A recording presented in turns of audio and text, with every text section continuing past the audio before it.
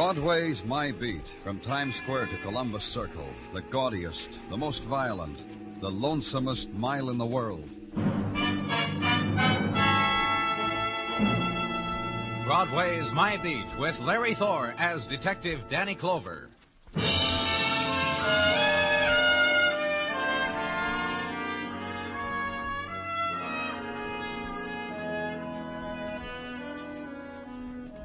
When the winter moon dips low over Broadway and hides again behind the scudding mists, Broadway is numbed. The year's ending is too swift. There's too much nighttime in December, as if the dimness of the subway had moved one flight up, as if the lights were not quite lights, but yellow things that drain off into shadows. It's a time of the muffler, the hurry up, the time of the wind. The dreams are dying, and it's a long while before April comes again.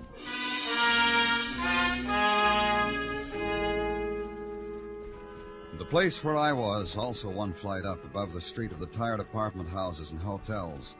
The avenue leased to anybody on the premise that home is any place where the rent is cheap. Hotel Savannah.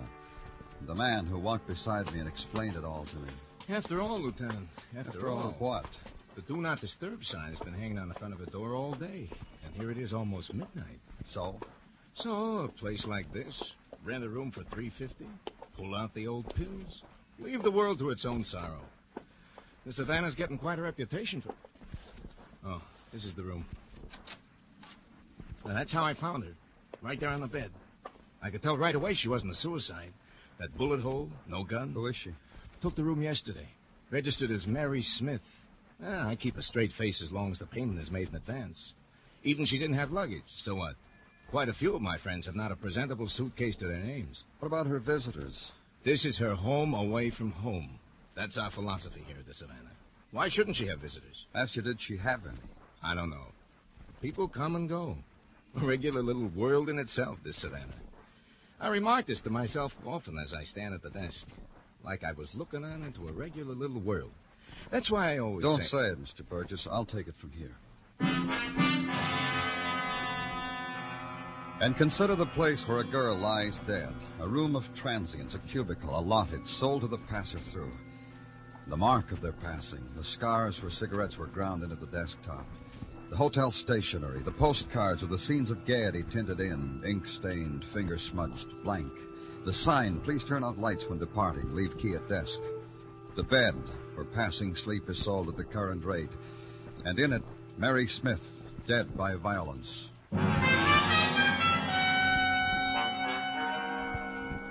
Phone it in, check other hotel personnel. Be told for the day she'd been there, the girl was quiet, discreet, no trouble at all.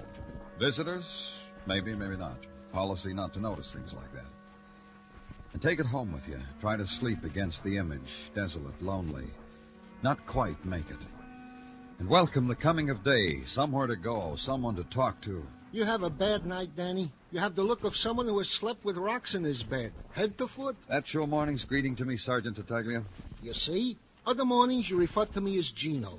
But this morning... Danny, why is this morning different from all other mornings? You got something for me, Gino? Goes without saying. Sure I got something. We coded that girl's fingerprints, that Mary Smith. Put them on the wire to the chums of the FBI during the night. You had an answer? Those chums of the FBI are veritable Johnnies on the spot, Danny. You had an answer, huh? On the spot. According to the info lately come to hand and now contained in my breast pocket, Danny, this Mary Smith was not a Mary Smith. Oh, no, not at all. All right, Gino. Who was she?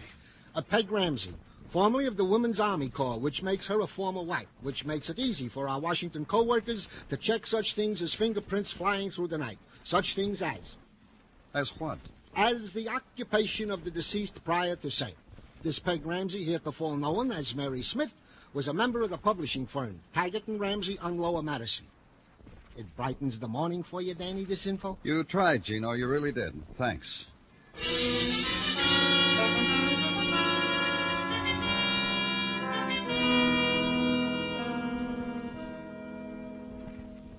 I can't believe it. I just can't believe it. Get around to believing it, Mr. Taggart. Miss Ramsey was murdered in a cheap hotel named the Savannah. We want you to help us. What was she doing there? Was she registered? Look, Mr. Taggart... I can't believe it. I just can't believe it. Let's try it this way. What did Miss Ramsey do here at your publishing house? At our publishing house, Mr. Clover, Peg is as much responsible for the success of Taggart and Ramsey as I am. Of course, I'm directly responsible for a book club's choosing 4 of our novels. Peg only had 3, but then Just tell me what she did. had final say on what we would publish and what we wouldn't, along with me, of course. Also the discovery of talent and so forth and so forth. Mm-hmm. Friends? Every unpublished author in the world. You must understand, Taggart and Ramsey enjoys an enviable reputation. We publish stuff that others wouldn't even touch. Of course, sometimes we take a loss publishing literature, but we make up for it. Put out a crossword puzzle book. And Yeah, but what about special friends, Mr. Taggart? Oh, working on the premise that special friends can be special enemies, huh? That happens in our latest mystery, Kill the Murderer Dead. It'll be released for publication in May. Mr. Taggart. Peg had a very special friend. Who? William Walter, Who is William Walter? a writer. Where do I find him? I don't know. I have no idea. Peg handled him. What made him so special? Well, according to Peg, he was special because he was talent. The once-in-a-lifetime talent. Personally, I've heard that phrase too many times. Last year, after such a talent, we had to publish jumbo crossword puzzle books 5, 6, and 7 in a hurry. And that was the relationship between Miss Ramsey and this William Walter, publisher and writer. Oh, I think more. I think Peg had her times to be a publisher and times to be a woman. It's my belief from observing Peg that she mixed the two up for this boy. What else about this William Walter? He was brought here from North Carolina. Brought here? You mean your firm subsidized him? A writer's dream, but no. He was brought here by a Mrs. Janice Kirk, a self-styled discoverer of talent. Knew Peg slightly, brought him to her with a couple chapters of a novel. Peg believed in this boy and gave him an advance. Where do I find this Mrs. Kirk? Oh, I can tell you that easily. At the Ruxton Hotel. I've had cocktails with her there. An attractive woman, the way those women from North Carolina can be. Now, will you pardon me, Mr. Clover? And at the hotel, ask for Janice Kirk. Be told she's been seen entering the cocktail lounge. Go there. The head waiter raises his eyebrows. With an effort, tilts a patrician head slightly to the left, and that way indicates the woman sitting alone, sipping the colorless drink, sipping the colorless music, weaving its frightened way through potted palms. And on her face, the smile of acceptance for the music, for the furtive cocktail-time laughter, for the glances of men, attached, unattached. Hello there, and all that. Mrs. Kirk? I saw Alec tilt his Roman coin head, and that brought you to me. Whatever the reason, I'm glad. It's been lonely. I'm from the police, Mrs. Kirk. You didn't have to tell me that. You could have let me believe you'd walked in here and seen an interesting face sitting alone with her lost thoughts, and you took pity in it. You could have let me believe that. I've just come from Alfred Taggart of Taggart and Ramsey. Alfred, you tell him I'm very disappointed in him. He hasn't asked me to cocktails in, it must be hours now. You tell him that. He said you knew Peg Ramsey. Miss Ramsey, I've taken notice of her. I've talked to her, I remember. I wouldn't call that knowing a girl. Now, why did he go and tell you I knew her? She's dead, murdered. She gave her name as Mary Smith and was killed in a hotel room. Why? Didn't she have a home of her own? I didn't mean to say that. Truly, I didn't mean to be flippant over death. Not a death like that, but an empty way to die. Taggart told me something else. I'm sure he did. It was about the boy, wasn't it? He told me about a boy, a young writer, William Walter. William, sweet William, sweet, sweet William. Maybe you can tell me more about him than Taggart did, Mrs. Kirk. Well, I know I can. I know more about him than I know about myself. Wasn't it I that discovered the burning tree of talent in him? Wasn't it I that beat him, tortured him, soothed him till he put it all on paper? Figuratively, that is. I did that to him, figuratively. Wasn't it I that brought him here, so his poetry could cry out across your metropolitan skies? Where is he now? I don't know. You said that... I said I don't know. First William stayed here, right here in this hotel, close to me. And he took to living in all kinds of places, dismal places, dirty little furnished rooms, tenements, sordid hotels. Left me just high and dry for months, so as he could taste your city. Then you haven't seen him There in is a such phone call for you, Mr. Clover. You can take it here. Thank you. Danny Clover speaking. You want it, Danny, right away. Savannah Hotel. Why, Gino? A boy shot to death in one of the rooms. Savannah Hotel, Danny. The same one. I hate your telephones. They interrupt just when... Something bad's happened, hasn't it? I know it from your face. Something real bad.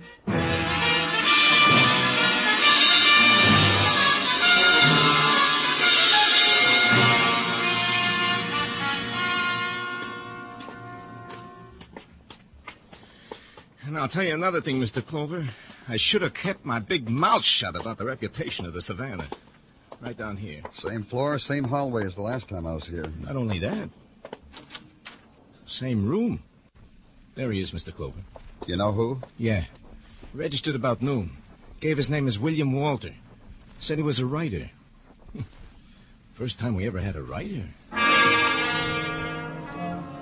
And in the room of transients, yet another one, sprawled there across the bed, a boy, like a tired puppet, discarded.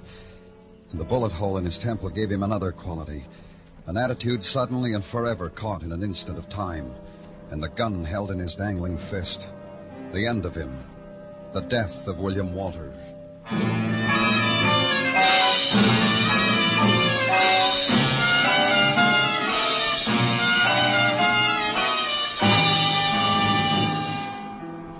You are listening to Broadway's My Beat, written by Morton Fine and David Friedkin, and starring Larry Thor as Detective Danny Clover.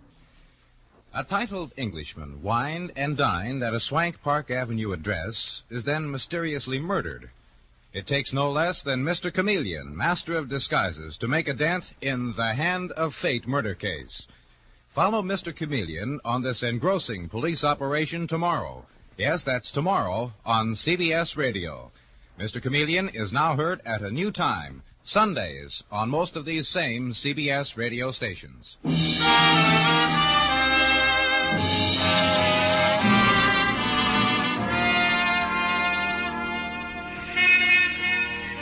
On the eve of the merry holidays, Broadway treats itself to a 10-cent sprig of mistletoe, stands under it, watches the women walk by. They hug the warm fur close. Let the December wind riffle it against their mouths, their cheeks. Let the wind breathe them away from you. And for background, the music flowing out of the tinseled metallic throats of loudspeakers.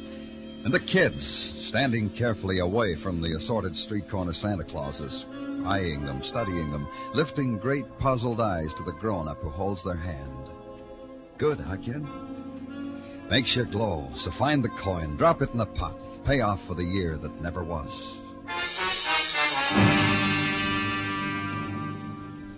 And in a room, again, the place of the dead. Be alone with it for a little while. Be alone with the boy with a bullet wound in his temple. The boy who'd come to the great city with poetry to offer, and in return had been given this, the end of searching, the end of pain. Be alone with it until Detective Muggavan comes back. I had a little talk with Burgess, the manager, Danny, like you told me. Yeah? Says the boy made a big to-do when he registered. Burgess tell you why? Uh-huh. Seems this kid, William Walter, insisted on having exactly the same room where the girl was killed. Manager tried to talk him out of it, offered him other rooms. Kid wouldn't have it any other way. I think I know why. Sure. Boy was a writer. That gives him a right to emotions the rest of us aren't privileged with. That's why he has to die in a room You through, Muggavan? Yeah. I guess I've been in it too long, Danny. Here's why he wanted this room. Found it in his pocket. Marriage license. I look at it, Danny? Thanks. Issued to William Walter and Margaret Ramsey. That'd be Peg Ramsey, the murdered girl, huh, Danny? Yeah. A place like this probably going to keep the marriage a secret. Uh-huh. Hey, come over here, Muggavan. Found something else. Here on the desk. Oh, it's written so fine. Wait, I gotta put on my glasses. Sure, go ahead. Peg, beloved Peg, all of it is done, finished. For you, now for me. For someone you breathed life into, then dying, took it from him. Done, finished. He wrote this, Dan? We'll check it at headquarters. I think we'll find he wrote it. With a gun in his hand like that, this note, how he insisted on the same room. Suicide, huh? Call it in, Muggavan.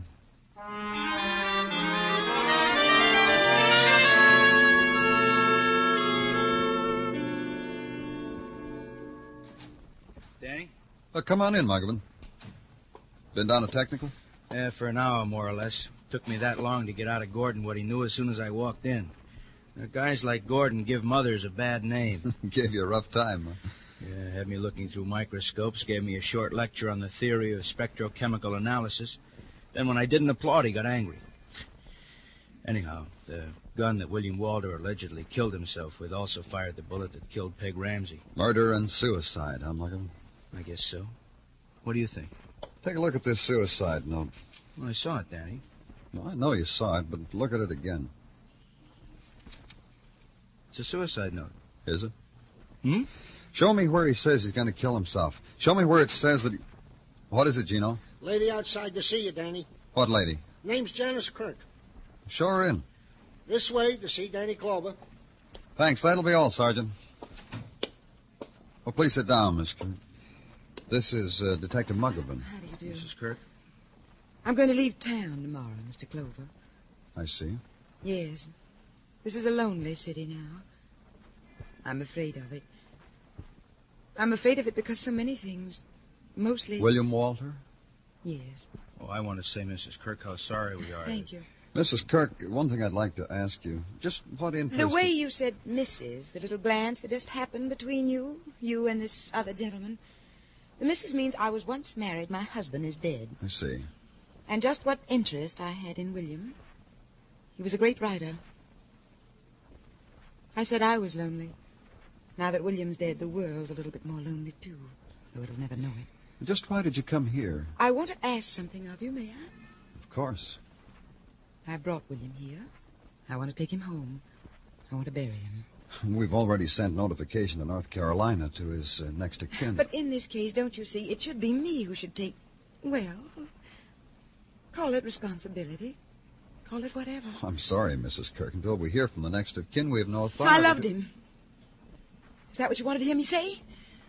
Go ahead, exchange glances again. Snicker a little bit behind your hands. Mrs. Kirk, what the lieutenant said simply Very means well, that you see, it really makes no difference at all.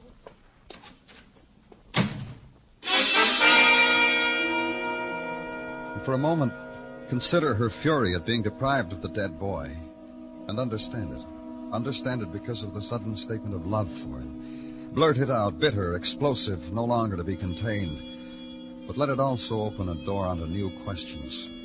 The finding out of why a boy's life must be taken. A boy of talent. A boy who was about to be married. A boy who had apparently scrawled a note against the insistent calling of death.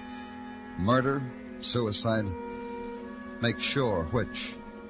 Let it take you to a place you'd been before, to a man you'd talked to before. Can't tell you how glad I am you came back to me, Mr. Clover. I just can't tell you how glad. Why, Mr. Taggart? Well, this is perhaps an uncalled-for thought after those dismal doings at the Savannah Hotel. Even tragic, you might say. Peg and that boy. Just tell me, Mr. Taggart. Well, I was wondering, just a fleeting thought, mind you, did you happen to find the manuscript of the boy's novel?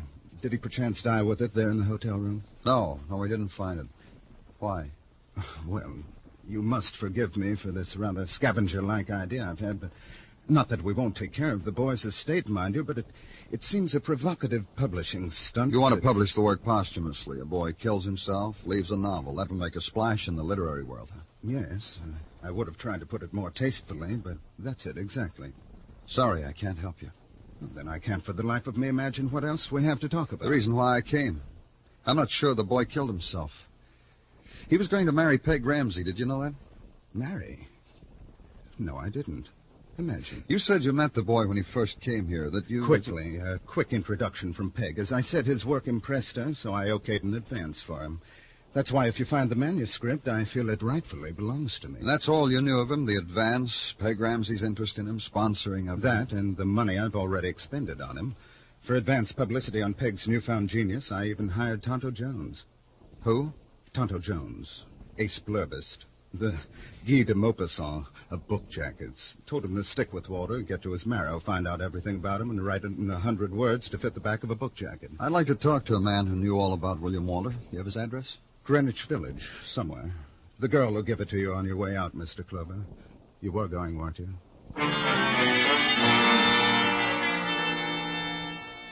So downtown now, to Greenwich Village. Turn off 11th Street onto Bank, past the bargain basement bars where the floor shows chuckle at the customers, and the local color is prefabricated. And find an address, another basement, where the door is a painted mural of pink and satyrs with a motto in French over the brass knocker. When the door opens, the man puts a finger to his lips. Shh. It's the last side. Huh? Schoenberg bought the records today. Come on. Come on, everybody's inside. All right.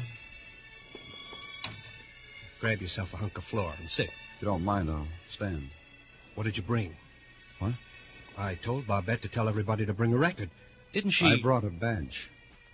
Hey, who are you? Aren't you one of Barbette's... Police. I'm looking for Tonto Jones.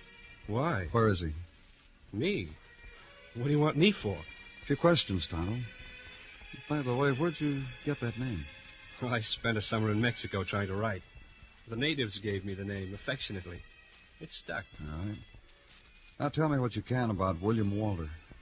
I was going to do his dust jacket for him. You mean that stuff in the cover of a book that tells how good it is? What do you mean, stuff? Just tell me about William Walter. I could have done it, too. Have somebody to support me. I could have written a novel. Did William Walter finish his? About a week ago. Pretty good, too. Oh, not that I would have approached his subject matter that way. Then you read it?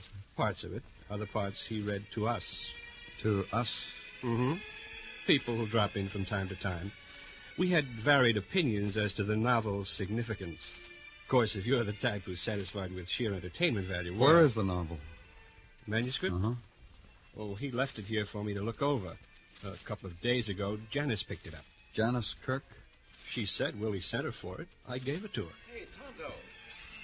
We're disturbing your guest, Tonto. Go back to them. I'm just leaving.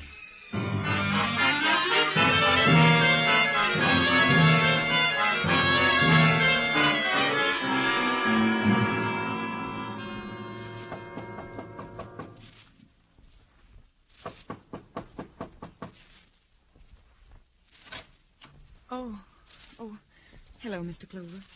May I come in, Mrs. Kirk? Well, you don't want to talk to me now. I've been crying. I look a mess. Will only be a few minutes. You promise? Yes. Well, then, come in. You wait right here. I'll go in the next room and do my face. We can talk. Well, go on. Talk to me. I've just come from Greenwich Village, Mrs. Kirk. I hate it, don't you? I spoke to Mr. Jones. Tonto? That's right, Tonto Jones. You know what Tonto means? No, I don't. Well, I didn't either till I looked it up. It means crazy, fatuous, stupid. No one pays any attention to what Tonto says. I do. How do I look, better? Of course I look better. Can you tell I've been crying? No. Now we'll talk. Did you like the novel? Well, be more explicit, Mr. Clover. I'm always reading. What novel did you mean? William Walter's novel. You know something? I told you I loved the boy, and I did. Even after he was so cruel to me. What about the novel, Mrs. Kirk? Well, that's what I mean. He didn't even let me read it after all I did for him. Maybe you didn't understand me, Mrs. Kirk. I said I saw Mr. Jones down in Greenwich Village. Well, he's a liar. About what? About anything, he told you. He said you picked up Walter's novel a couple of days ago. I don't think he lied. Nobody else has that manuscript. And I suppose nobody will ever read it. I suppose not. Mrs. Kirk, Yes? you told me how hard you worked to foster the boy's talent, how you brought him here to New York, how everything was wrapped up in that boy and his novel. Doesn't it bother you that the manuscript is missing? Well, Do you have it? No, I don't. Did you destroy it? Did you? Well, what difference does it make? I'm just curious to know what the novel is about, that's all. I burned it before I read it. As soon as I got it here, I tore it up and burned it. That was the first part of it, wasn't it? Huh? What? To destroy everything about the boy. Destroy somebody you loved? How can you say that? You loved him, all right. Only he was going to marry Peg Ramsey. Did he show you the marriage Oh, license? he was never going to marry that girl. He just wanted his novel published, that's all. I don't know. Marriage license usually means marriage. They were going to keep it secret, but they told you because you deserved to know. Deserved to know. Do you know why they told me? To be cruel to me, to laugh at me, to slap me in the face with it. So you killed her. Do you know what she said to me? Do you know what that girl said to me? I'll pay you for the train fare you spent to bring him to New York. Even if I had killed her, could you blame me? But the boy, you said you loved him. Him, sitting there when I came into the room. I was ready to forgive him everything. I walked over to him, put my hands around his back. He shrugged them off. Kept writing.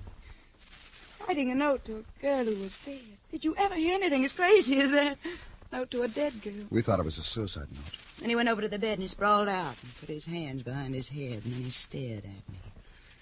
He stared hate at me. Because you'd killed Peg Ramsey? He knew it and he didn't go to the police. That made me think he still loved me. Why didn't he go to the police? Because he knew I'd crawl back to him. He wanted me there so he could tell me how much hate he had for me. How much he despised me. You didn't give him a chance. You destroyed him. Everything that he touched, you destroyed. The final thing to ride on a train. And he'd be back there with the baggage, the litter, and the animals. Let's go, Mrs. Kirk. No one's going to do that to me. What he did, not to me. Who did he think he was? Let's go.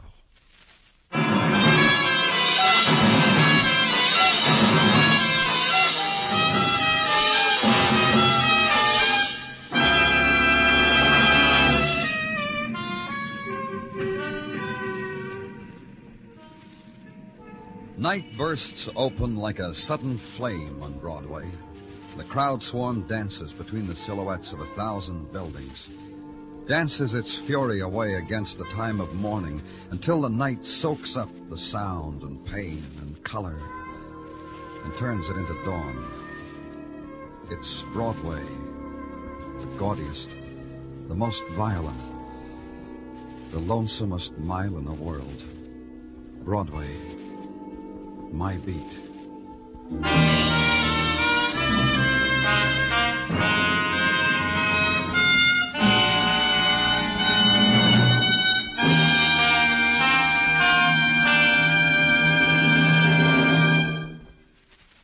Broadway's My Beat stars Larry Thor as Detective Danny Clover, with Charles Calvert as Tartaglia and Jack Crucian as Muggavan. The program was produced and directed by Elliott Lewis, with musical score composed and conducted by Alexander Courage. In tonight's story, Betty Lou Gerson was heard as Janice Kirk. Featured in the cast were Stan Waxman, Steve Roberts, and David Wolfe.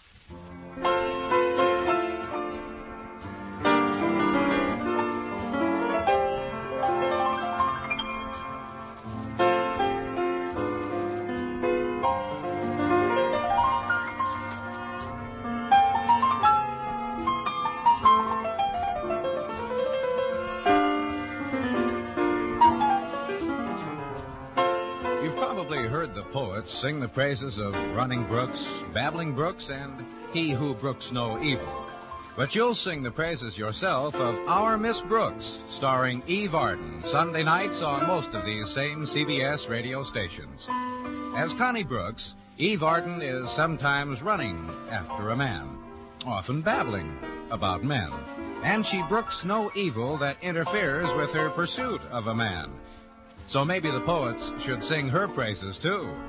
Our Miss Brooks is fun to hear Sunday nights on CBS Radio.